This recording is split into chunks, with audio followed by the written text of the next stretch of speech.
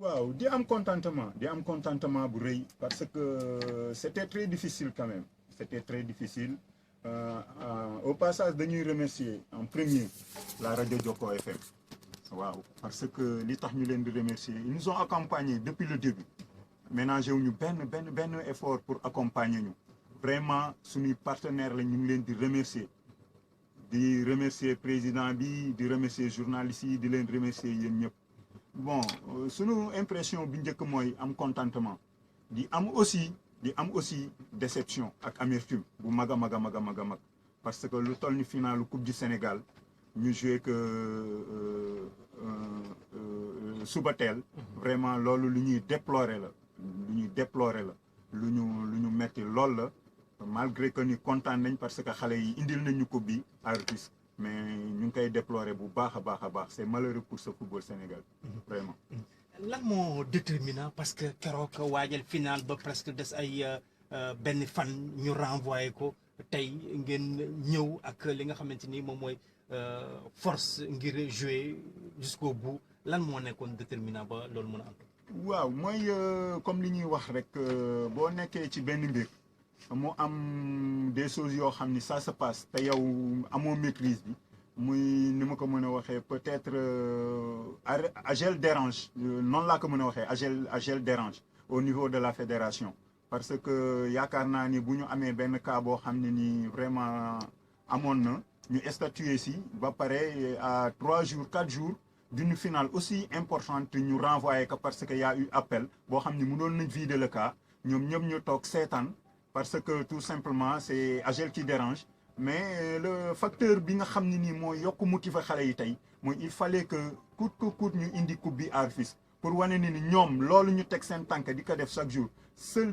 le travail paye te AJEL day liggéey ça fait 5 ans on a eu 4 trophées majeurs yaakaar naa ni loolu du ay caaxaan dañuy liggéey moo tax ñuy fayeku vraiment c'est ça qui a été le facteur vraiment dominant ba nga xam ne xale yi tey ñu ñafe ci jom ci fulla ci fayda ba indil ñu trophée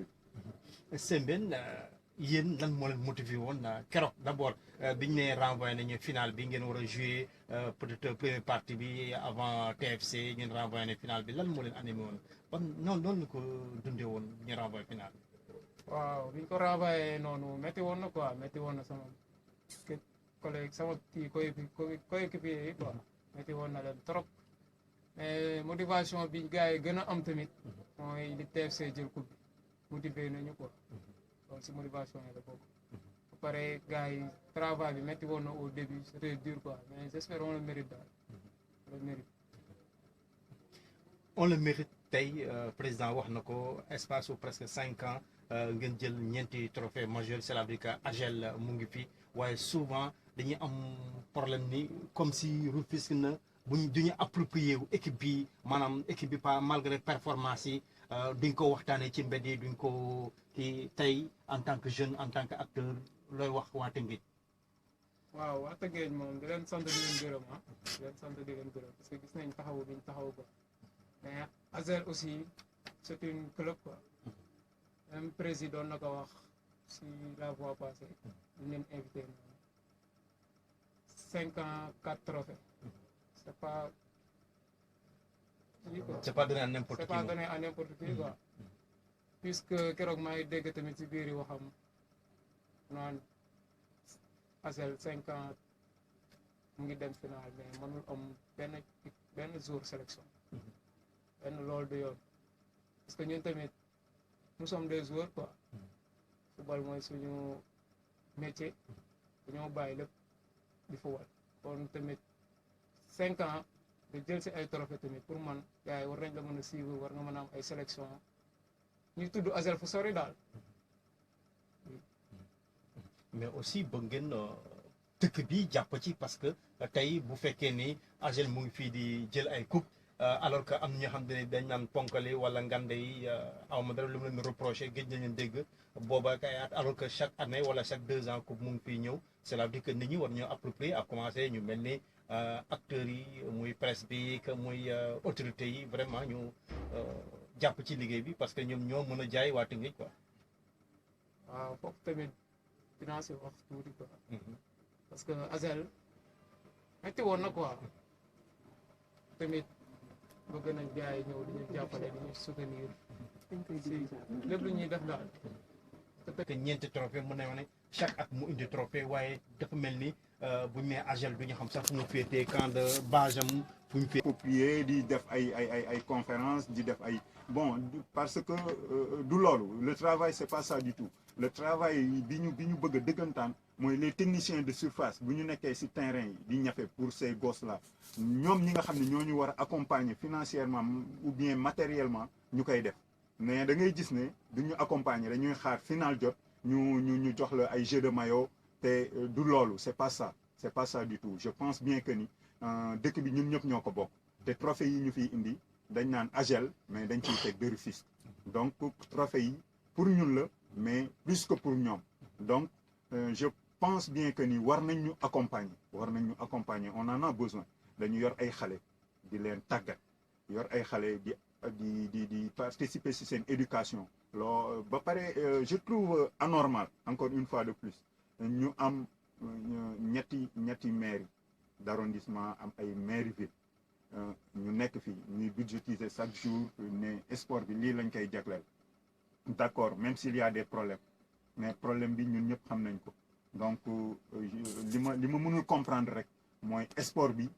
gisu ci wàllam en tant que tel te des fois nga gis les rapports annuels nga gis ne alloué nañ ou bien dépensé nañ tant de millions ci sport bi te ñun les acteurs yi ñu nekk ci sport bi sentiruñu ko gisuñu ko bon bu ñu naxante ci suñu biir xam nañ ce qui se passe réellement donc du fii la ñuy toog aussi di dévoiler yenn yi ou bien di wax yenn yi mais dañ leen di oowaat rek encore une fois de plus pour que ñu gën a jege population bi parce que population bi dañ leen fi teg pour population bi kon donc bu Tëngéej FC tey dugalee coupe Tëngéej AGEL dugal coupe Tëngéej ñu ne mairie Daouda Niang joxe na par exemple 1 million ou bien 2 millions c'est bien beau 1 million ou 2 millions mais dañ leen di wax ni 1 million ou 2 millions bu ñu yaakaaree ni def nañ dara c'est rien du tout par rapport ak ñun li ñuy daj parce que suñu benn match mooy 1 million ñu voyager benn match mooy 1 million donc 2 millions c'est 2 matchs pour kuy football 24 matchs ci saison bi te waxuma la match cadet match junior kon donc ñoom autorités yi nañu xam ni même bu ñu nee accompagner nañ AGEL c'est 1000 fois rien man maa ko wax daaw na c'est 1000 fois rien bu ñu joxee seen 2 millions wala seen 3 millions on leur dit merci tout simplement mais pour di leen aduler wala non c'est pas ça du tout il faut que Tëngéej ñu xoolaat suñu bopp il est temps que Tëngéej sport bi ñu jox ko wàllam jox ko cëram parce que muy maire bi muy est maire nord maire amul kenn koo xam ni mais Albert nous a accompagné ak lan ay maillot blouson d'accord c'est bien maillot blouson mais je dis aussi c'est 1000 fois rien par rapport ak li ñu waroon def kon donc seen yooyu noonu ñu jox on leur remercie mais du dara par rapport ak li ñu waroon a def il faut que ñoom ñu xam loolu merci beaucoup. mënuñu ko fay parce que tout simplement temps am bépp xaalisam bépp lépp mu koy def ci équipe bi buñ fa jógee ñuy remercier le manager général Samba Kor di remercier Pa Alioune Ndiaye di remercier Maxet parce que c'est lui notre principal bailleur sans lui lii lépp peut-être doonul woon am di remercier ñi nekk ci ginnaaw yëpp ñi lim naa juum naa mais nag techniciens yi ñoom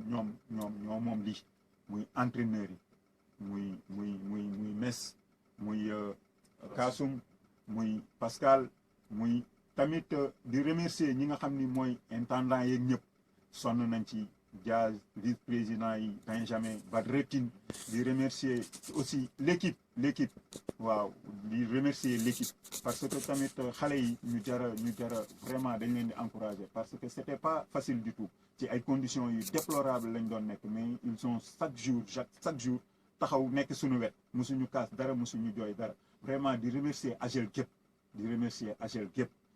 at bi yàggoon na metti woon na mais amul kenn ku bàyyi vraiment di remercier ñëpp à travers ma voix di leen wax ni AGEL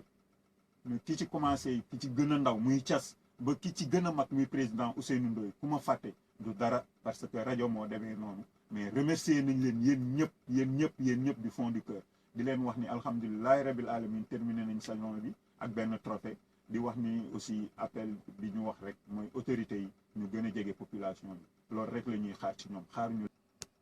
nañ jëlal coupe bi